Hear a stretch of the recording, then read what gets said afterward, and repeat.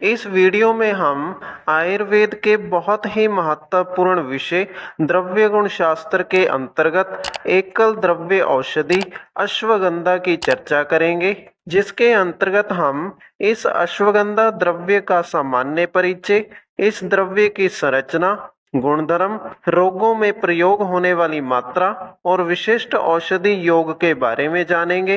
तो इस द्रव्य के बारे में अच्छे से जानने और समझने के लिए वीडियो को अंत तक जरूर देखिएगा।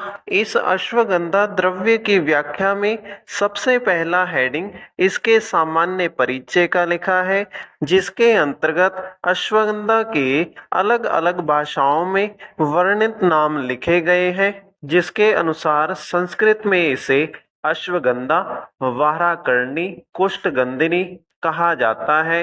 हिंदी में इसे असगंध, नागौरी असगंध कहा जाता है। इसके अलावा बंगाली में अश्वगंधा, मराठी में आसगंध, ढोरगुंज, गुजराती में आसंद, घोड़ा असंद, तेलुगु में अश्वगंधी, डोमडोल्लू, ओडिया में अश्वगंधा, तमिल में अचूबगंधी, अमुकिक्रा, मलयालम में अमुकिक्रम, कन्नड़ में अम्मुगूरे अश्वगंधा, यूनानी में काकनज, पंजाबी में असगंधना गौरी, लैटिन में विदेनिया सोमनीफेरा कहा जाता है। इसके बाद अंत में सामान्य परिचय की व्याख्या में अश्वगंधा की कुल लिखी गई है, जो कि सोलनेसी है। इसके बाद अगला हेडिंग अश्वगंधा के वनस्पतिक परिचय का लिखा है, जिसकी व्याख्या में लिखा है, समशीत उष्ण प्रदेशों में अश्वगंधा के शुभ अधिकतर पनपते हैं, जैसे राजस्थान, पंजाब, हरियाणा, उत्तर प्रदेश आदि। तो इस प्रकार से अश्वगंधा के शुभ अर्थात पौधे ज्यादातर गर्म प्रदेशों में पाए जाते हैं, जो कि राजस्थान, पंजाब, हरियाणा और उत्तर प्रदेश में पाए जाते हैं। इसके बाद अगला हेडिंग अश्वगंधा के पत्र का लिखा है, जिसकी व्याख्या में लिखा है, कुछ गोलाई लिए हुए लंबे चौड़े सफेद रोए वाले होते हैं, जिसका अर्थ ये है कि अश्वगंधा के पत्ते किनारों की तरफ से गोलाई लिए हुए लंबे और चौड़े होते हैं और इन हरे रंग के पत्तों पर सफेद रंग की आभा दिखाई देती है। इसके बाद अगला हेडिंग अश्वगंधा के पुष्प का लिखा है, जिसकी व्याख्या में लिखा है कि पत्र वृंत के कोण में छोटे छोटे गुच्छों में लगते हैं, जिसका अर्थ ये है कि अश्वगंधा के फूल इस अश्वगंधा के पत्तों की डंडी की जड़ में छोटे छोटे गुच्छों के रूप में लगते हैं। इसके बाद अगला हेडिंग अश्वगंधा के फल का लिखा है, जिसकी व्याख्या में लिखा है कि मकोए के समान पतले खोल के अंदर चने के समान फल लगते हैं, जो पकने पर लाल रंग के हो जाते हैं। इनमें से छोटे चपटे बीज निकलते हैं। तो इस व्याख्या के अनुसार अश्वगंधा के फल मकोए के फलों के समान आकार वाले होते हैं। यह फल खोल के अंदर लगते हैं, जैसे कि चने के फल होते हैं। अश्वगंधा के यह फल पकने पर लाल रंग के हो जाते हैं।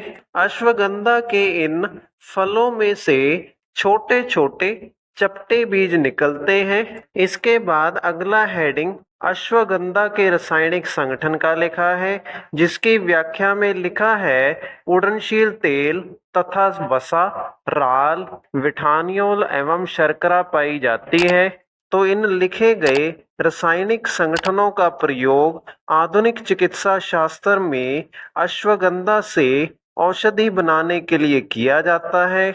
इसके बाद अगला हेडिंग अश्वगंधा के गुण धर्म का लिखा है, जिसकी व्याख्या में अश्वगंधा के रस, गुण, वीर्य और विपाक के बारे में लिखा गया है।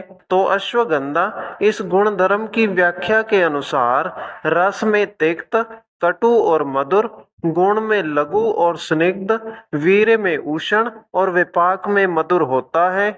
इसके बाद अगला हेडिंग अश्वगंधा के दोष प्रभाव का लिखा है, जिसकी व्याख्या में लिखा है, वात कफ हर अर्थात अश्वगंधा का औषधि के रूप में प्रयोग करने पर यह शरीर में जाकर वात और कफ दोष को कम करने का कार्य करता है। इसके बाद अगला हेडिंग अश्वगंधा के रोग प्रभाव का लिखा है, जिसकी व्याख्या में उन रोगों के नाम लिखे गए हैं जिनके लिए अश्वगंधा या अश्वगंधा से बनी हुई औषधियों का प्रयोग किया जाता है।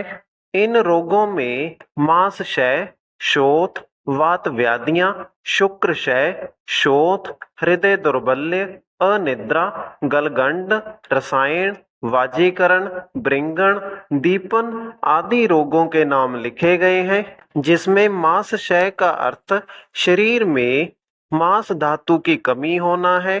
शोष का अर्थ शरीर की मांसपेशियों का कमजोर होना या सूख जाना है। वात व्याधियों का अर्थ वात दोष के कारण से पैदा होने वाली व्याधियां हैं। शुक्रक्षय का अर्थ शरीर में शुक्र धातु की कमी होना है। शोथ का अर्थ शरीर में सूजन होना है। हृदय दौर्बल्य का अर्थ हृदय की कार्य शक्ति में कमी होना है।